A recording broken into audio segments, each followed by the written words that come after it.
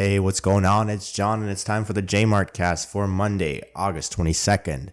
What's going on? How are ya? Friends and family, I hope you've had a great week. Mine has been pretty good. Did you watch the UFC fights last night? I only saw the final fight, the championship fight between Kamaru, Usman, and Leon Edwards, and what a crazy fight it was. For those who hadn't seen it, basically, Leon Edwards was the challenger, and he had a good first round, was able to get the champion down, get his back, and was close to choking him, although it seemed like Kamaru Usman was able to defend pretty well. But once the round ended, from round second to nearly the end of fifth, Kamaru Usman, the champion, started to dominate and just win the fight from that point onwards, up until the very last minute of the fight, when I don't know how this Leon Edwards character pulled a rabbit out of the hat, but he just did this amazing little feint where he, faked a punch, I think, and made Kamaru Usman kind of block with his hands down, and opened up and he kind of leaned to his right, I think, and opened up his face, and he got head kicked. And with a single kick to the head, he got knocked out, and that was it. It was over, game over.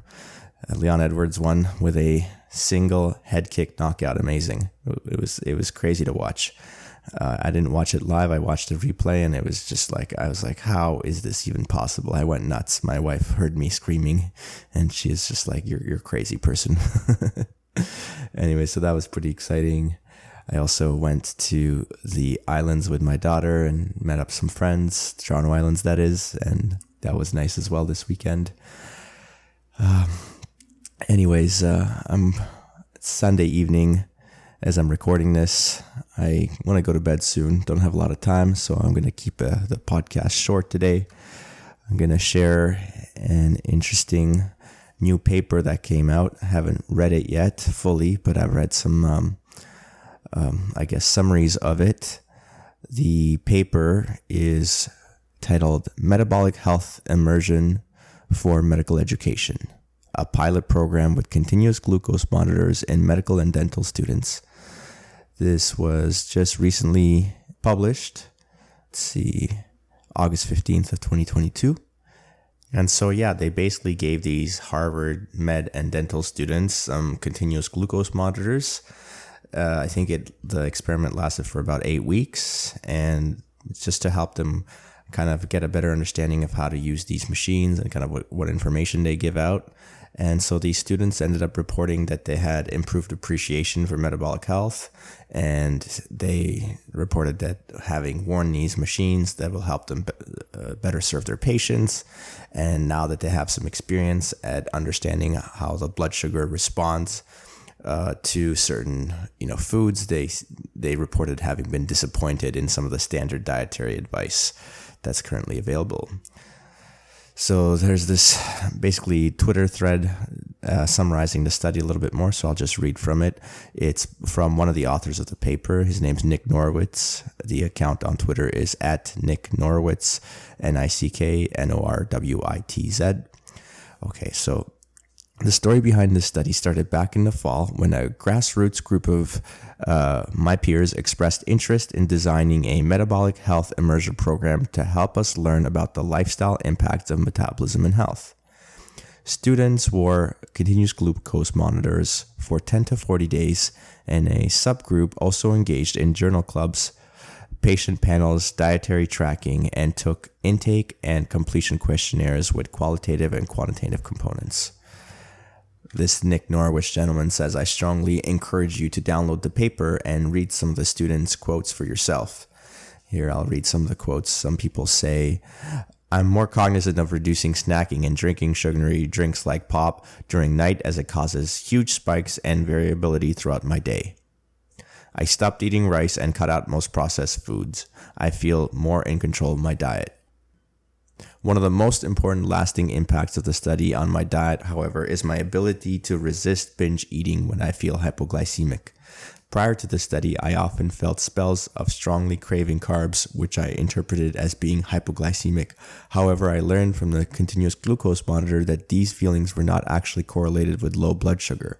I have since been able to resist the urge to eat quickly and in high volumes during these time periods. The experiment made me more conscious of what I was consuming. I believe that dietary advice given by the medical system is misleading. Yeah, so those are some examples of quotes that people have given after doing this study, some of these students. Yeah, I think a lot of these people are finally realizing that having a stable blood sugar is very important, and having a glucose monitor that can provide that feedback loop and let you see that when the blood sugar is going up and down like a roller coaster and you don't feel well, and you can make that connection, it makes you realize that it's very important to think about that as you're choosing what to eat for your next meal. Okay, continuing the thread, this gentleman, Nick Norwood, says, for example, one student reported that wearing a continuous glucose monitor helped them reduce carbohydrate intake, leading to a drop in average glucose from over 100 to about 90 milligrams per deciliter, associated improved mental and physical performance. Other students were able to capitalize their experience in real time in clinic, connecting with patients with diabetes over continuous glucose monitor technology. That's very cool. It's very important for doctors to have good bedside manner and be able to connect with their patients. And something as simple as kind of understanding how their machines work and empathizing with them with regards to it, I think could be really important in doctors providing better service. Anyways, one first-year student even convinced a type 1 diabetes patient to acquire a continuous glucose monitor, whereas before he was hesitant. His life may be forever changed. Well, we'll see. In general, students reported a deep sense of disappointment in nutrition advice given to patients. As concisely stated by one student, I believe that the dietary advice given by medical system is misleading. I already read that one. But most importantly, students enjoyed this immersion program, laying the groundwork for future similar studies and the expansion of the program. Cool. Very interesting. I thought I'm going to read the full study at some point down the line. Didn't have a chance to go into the big thing. It doesn't seem that long. It should be possible to read it in an evening. But I think it's really neat that these students get to use this technology. I think it's available for anyone to use now, to have a continuous glucose monitor that can let them know, as they're consuming their meal, how their blood sugar is reacting, which, it's not the be all end all in terms of all the information you need to know, but it's a very good start.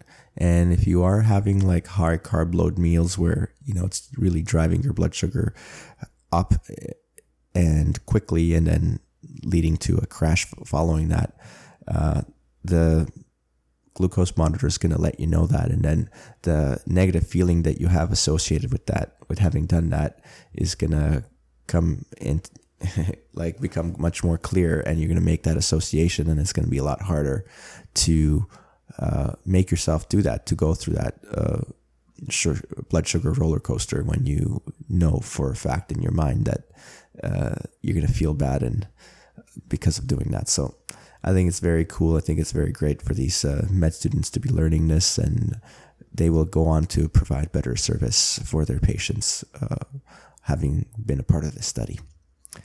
All right. That's all I wanted to say about that. And then moving on to the second thread I wanted to share today. This one came out super early this week on Monday, I think on August 15th. And this was a thread by Bank of Canada. And it's like the most stupid thread of all time. Bank of Canada just gaslighting people and making them, basically blaming them for all the inflation that's happening. Just going to read this. So this is the official Twitter account of Bank of Canada. And this is what they write. We keep talking about inflation becoming entrenched. What does it mean? The more people believe inflation will continue to increase, and the longer they believe it will last, the more likely it is to remain high. Keep reading to learn more. So they're saying that inflation is just all in your imagination. The more you think it's going to come, then the more it will. And so the fact that it's here, it's all your fault because you're thinking that. Oh my God, this is the dumbest thing ever.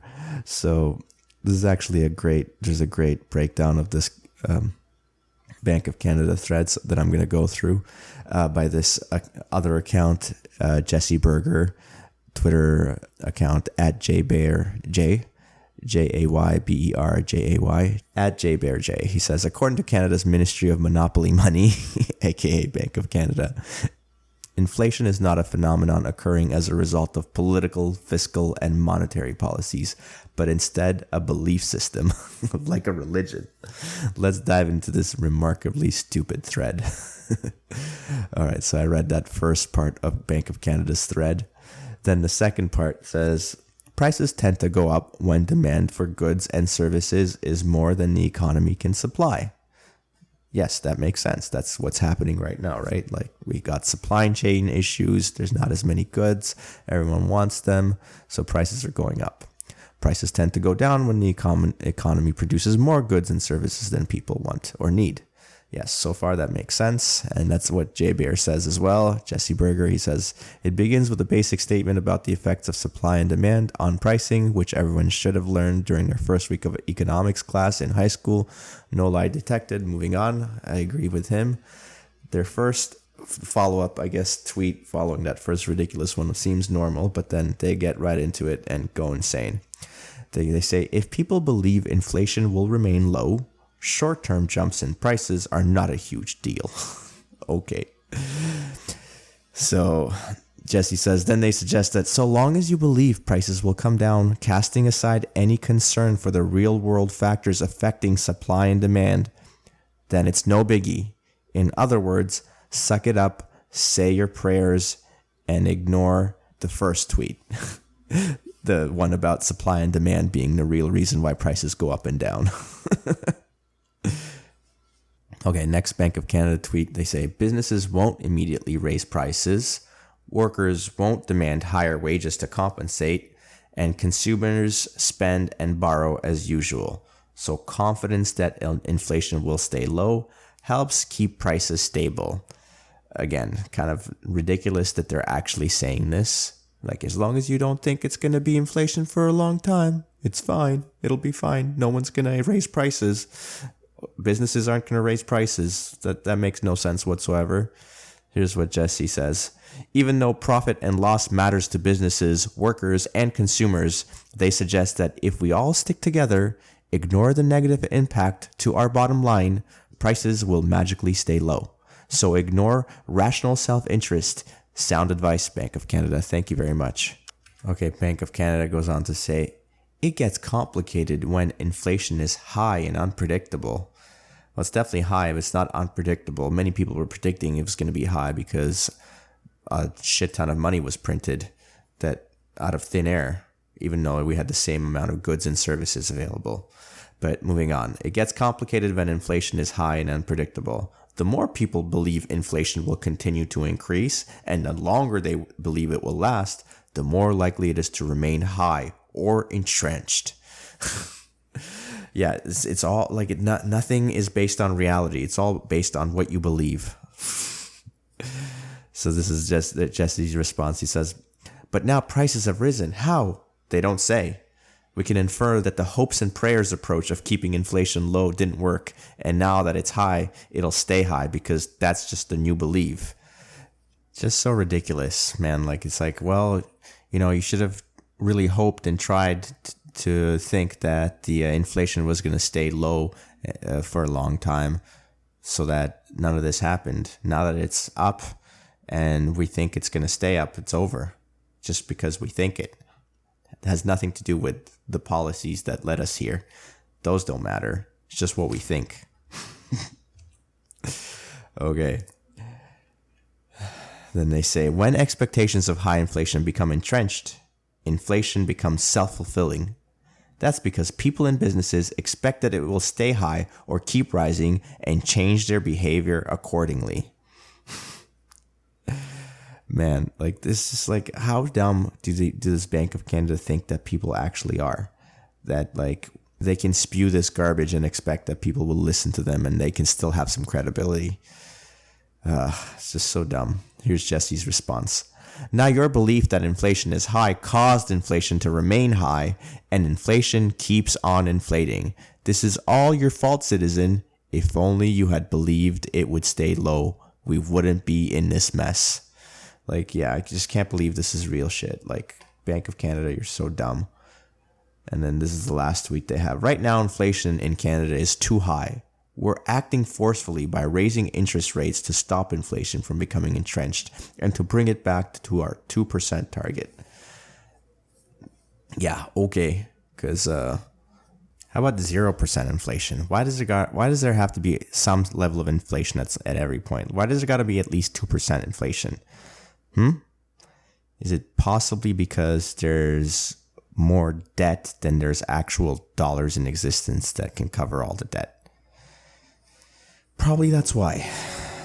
Anyway, gonna keep it short today. Like I said, that's all I got for you this week. Hope you enjoyed it. Catch you next week. As always, stay active, be grateful. J-Mart out.